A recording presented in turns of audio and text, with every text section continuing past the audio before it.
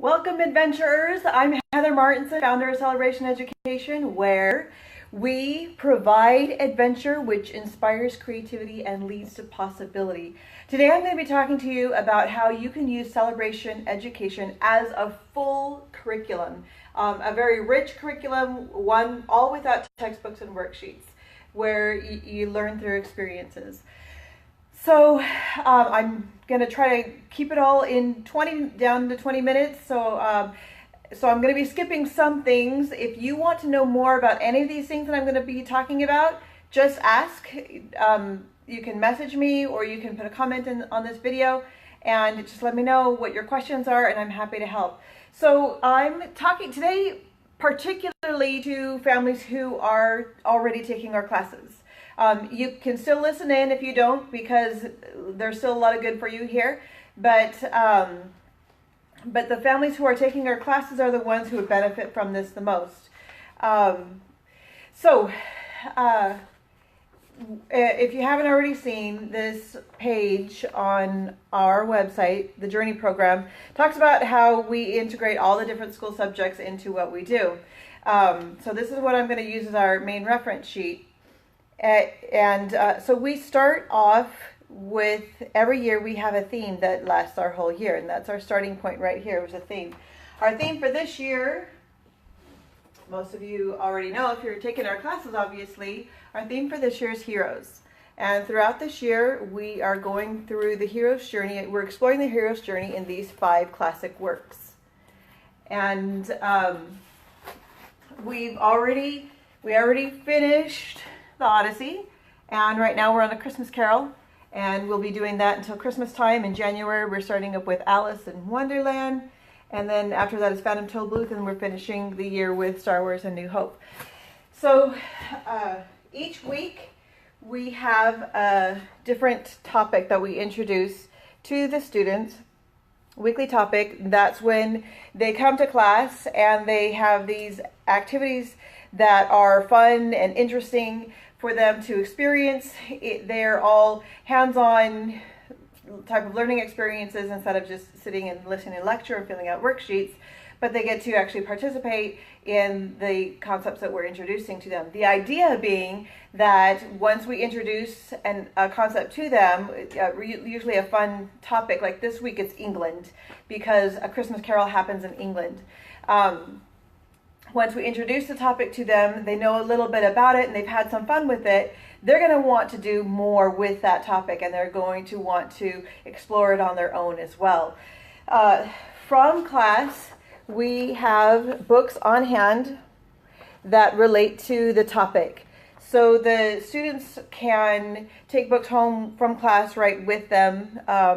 This week we have, for example, some books about England and the royalty, and even chess, because it has comparisons to a royalty type thing. We were talking about castles and Stonehenge, and these are all books that we have on hand. The kids could take home with them, so you don't have to bother going to the library, but they can further enjoy the topic at home using the books that we have right here in class.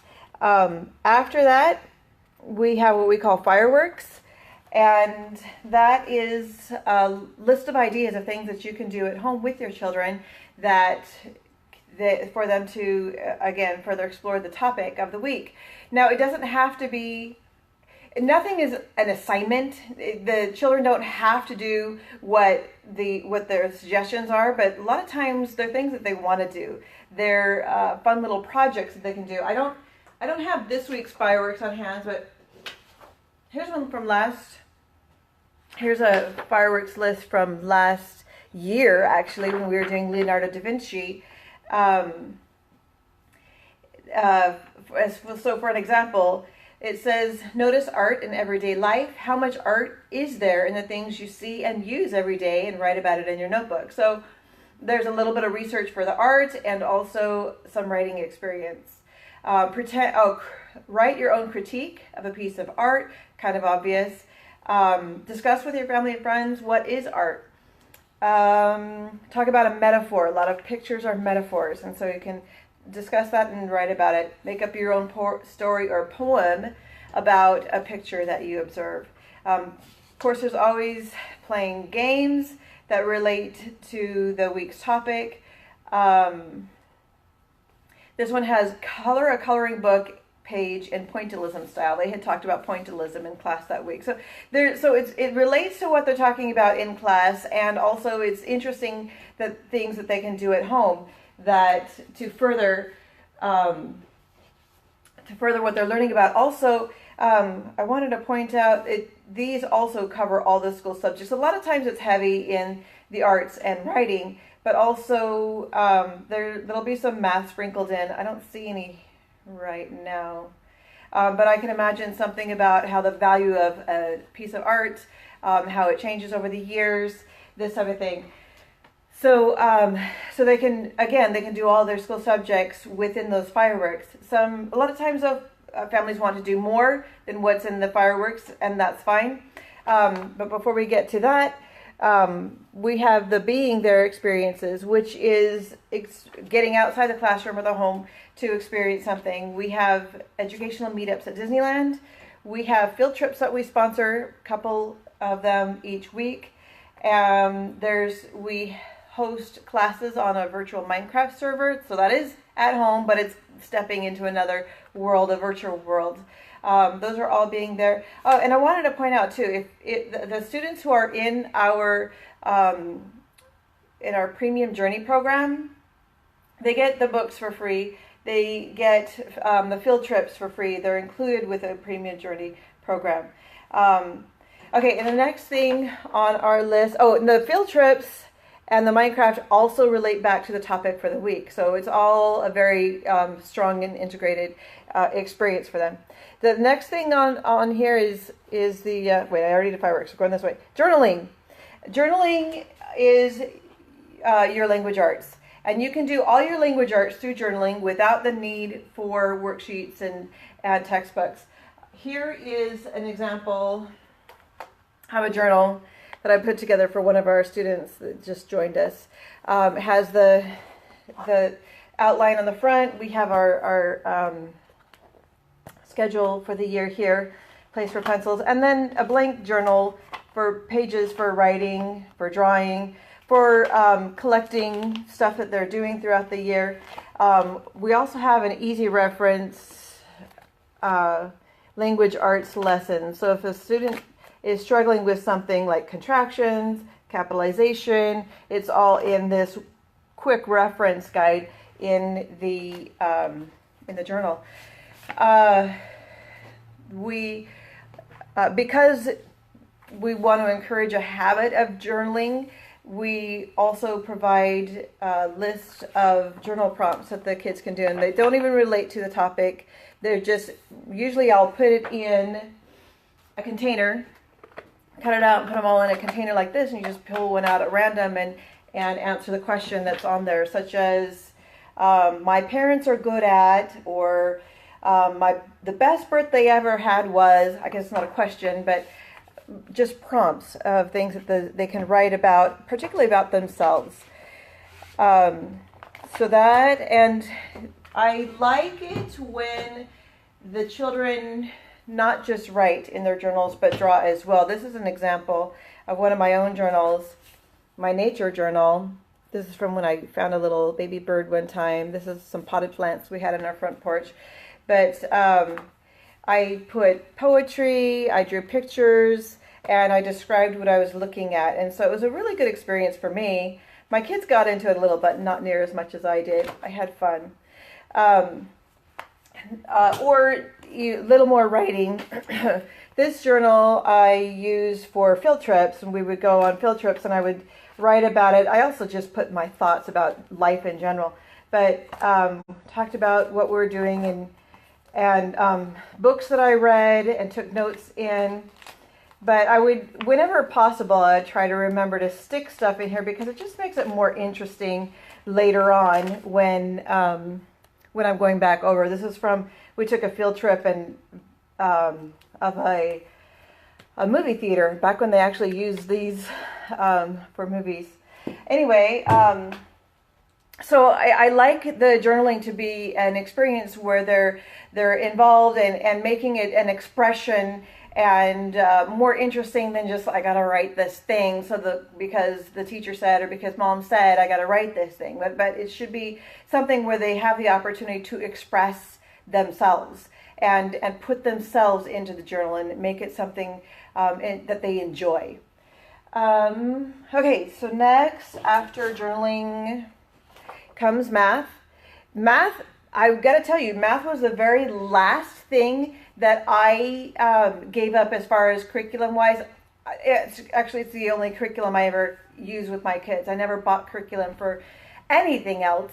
But math, I would have a textbook for them. We did Saxon.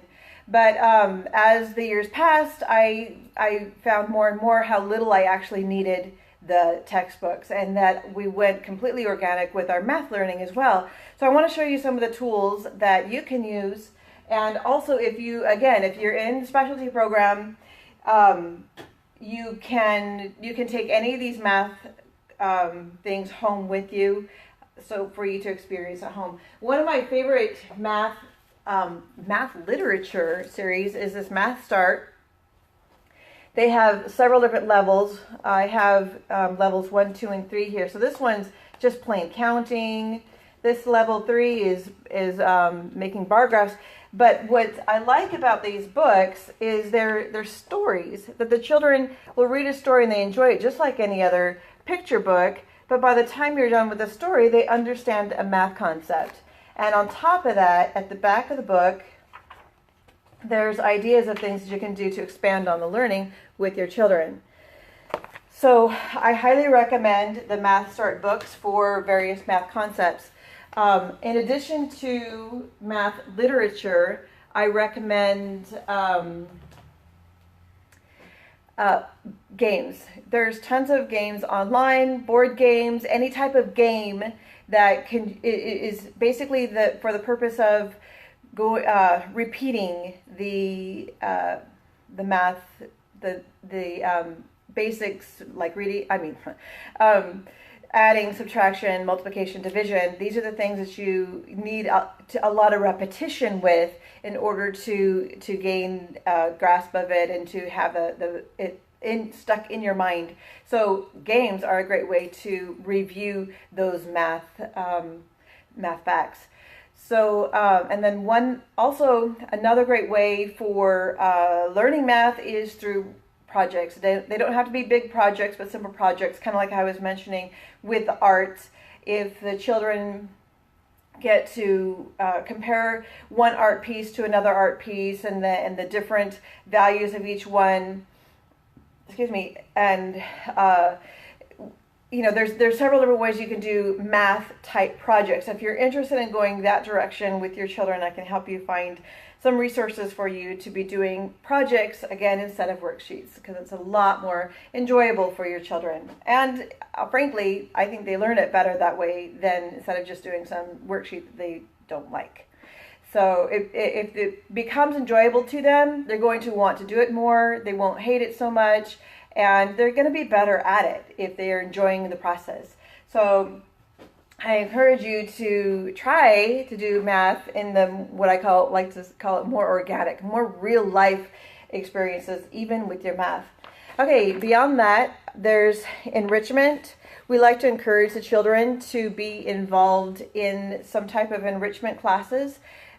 We believe that every child has genius and that they should be working on improving that genius. We don't focus so much on what they are behind in, but we encourage them to get and strengthen their strengths instead of focusing on their weaknesses. Because it is through their strength the weaknesses will be made strong. So we want to help them, whatever their intelligences are, we want to help them get into those enrichment classes that are suitable for them. Now, again, just like how our Premium Journey program families get to take materials home with them, we offer enrichment classes at our centers. On our enrichment day, we have 3 classes in one day, and you can take all 3. But if for some reason, if we're not offering any of the enrichment that your child needs, and you're in the Premium Journey program, talk to me, because I may be able to work something out with another organization in town where you can take your child, and I can Celebration Education can cover the expense of the enrichment off of our campus, somewhere else where your child is really needing the enrichment or something that we don't offer. So I would love to do that. So just talk to me about it. Let me know what you're interested in. And then the final thing in our circle is celebrate.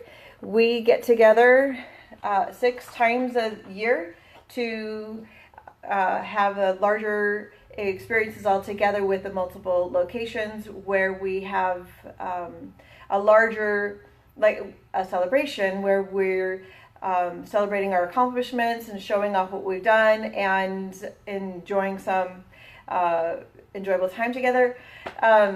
Like, for example, in December, when we finish a Christmas Carol, we're going to have a little, what I'm calling Christmas with the Scrooge, because he was celebrating Christmas. He was in England, and so it'll be a sort of English holiday type of experience for that celebration. And the celebrations, just like all these other things, are included for the families who are in our Premium Journey program. So I feel bad when families are in a Premium Journey program and they're not taking advantage of all these different resources that are available to you. So be sure to let me know when what you're interested in, or talk to your teacher, and I can definitely help you get hooked up with these resources. I don't want anyone to feel like they're being left out. So let me know what questions you have. That's basically it. If you feel like it's lacking in any department, maybe I didn't explain it well enough, or maybe you need something more for your situation, talk to me or your teacher.